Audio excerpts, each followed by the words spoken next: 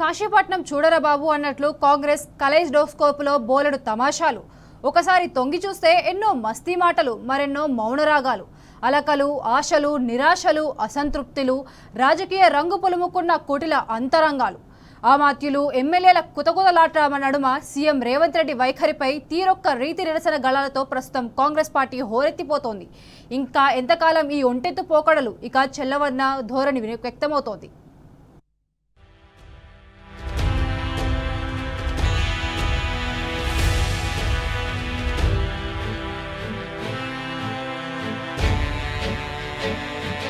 కష్టకాలంలో నాకు కాకుండా పార్టీలు మారి వచ్చినోళ్లకు మంత్రి పదవి ఇస్తారా?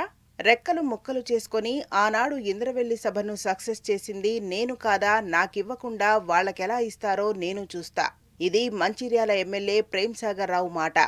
ఔరా ఎంత మస్తీ ఈయనకు అని కాసేపు అనిపించినా తన సీనియారిటీకి సిన్సియారిటీకి పార్టీలో తగిన బహుమతి లభించలేదనేది ఆయన వెర్షన్.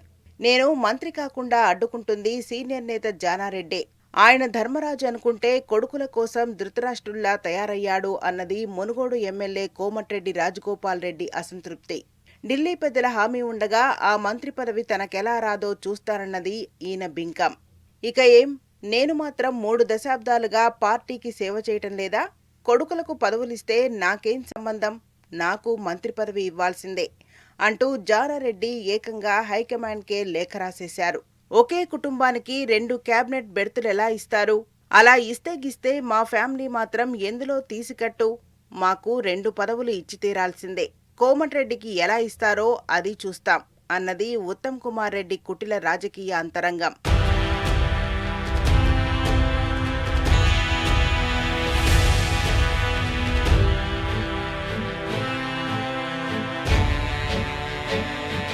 నాకేం ఢోకా లేదు. నేను బీసీ ఎమ్మెల్యేను. ఏదున్నా సీఎం చూసుకుంటాడు.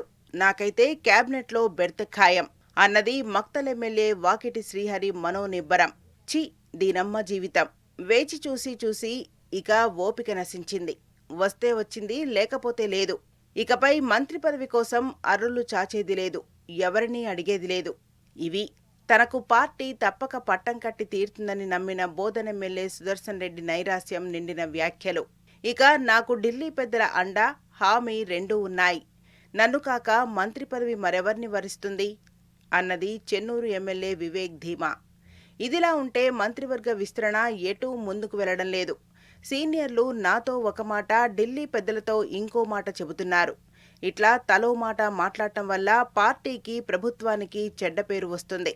అలా కాకుండా సీనియర్లు వాళ్ల మనసుల్లో ఉన్న ఆ ముక్కేదో నా చెవిలోనే వేస్తే నేనే దారి మార్చుకుని ఆ పేర్లే ప్రతిపాదిస్తాను కదా అన్నది ముఖ్యమంత్రి రేవంత్ రెడ్డి క్షోభ. ఇలా ఎవరి సన్నాయి వాళ్లు నొక్కుతూ ఒకళ్లను మరొకళ్లు విభేదిస్తూ నిందించుకుంటూ అధిష్టానం ముందు చులకనవ్వడం వల్లనే మంత్రివర్గ విస్తరణ కథ కంచికి చేరడం లేదన్నది అపవాదు.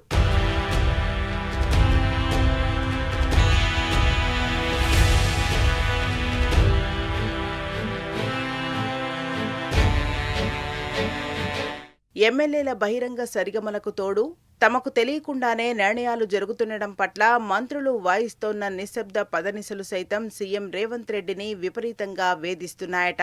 నిశ్శబ్దం ఎంత భయంకరమైందో సహచర మంత్రులు రుచి చూపిస్తున్నారని ఆయన తనలో తాను తర్కించుకుంటున్నారట. ముఖ్యమంత్రి రేవంత్ రెడ్డి బయోస్కోప్లోని మూసీ సుందరీకరణ, హైడ్రా, రైతు భరోసా, పంట రుణమాఫీ, ఇతర అభివృద్ధి సంక్షేమ కార్యక్రమాలు, తాజాగా గచ్చిబౌలి భూముల వివాదం లాంటి చిత్రాలు ఆయనను ఒంటరిని చేశాయని టాక్. జనం కోసం ఏ నిర్ణయం తీసుకున్నా నేనొక్కడ్నే టార్గెట్ అవుతున్నాను. నాపైనే ఆరోపణల జడివాన కురుస్తోంది. సోషల్ మీడియాలో విమర్శల తుఫాను రేగుతోంది. రాష్ట్ర అవసరాల కోసమే కదా ఈ నిర్ణయాలు? నన్ను సమర్థించాల్సింది పోయి విపక్షాలు విమర్శలు చేస్తుంటే అమాత్యులు మిన్నకుండిపోవడం బాధాకరం. ఒక్కడ్నే నిందారోపణలు మొయ్యాల్సి రావడం దారుణం. ఇంత జరుగుతున్నా కనీసం ఒక్క మంత్రి కూడా నోరు విప్పకుండా మౌనరాగం ఆలపించటం అన్యాయం అన్నది సీఎం రేవంత్ రెడ్డి మనోఘోషణట. అలా రోమన్ చక్రవర్తి నీరోలా లోలోపల సతమతమవుతూ సీఎం రేవంత్ రెడ్డి సైతం ఒంటరిగా ఫిడేలు వాయిస్తున్నారట.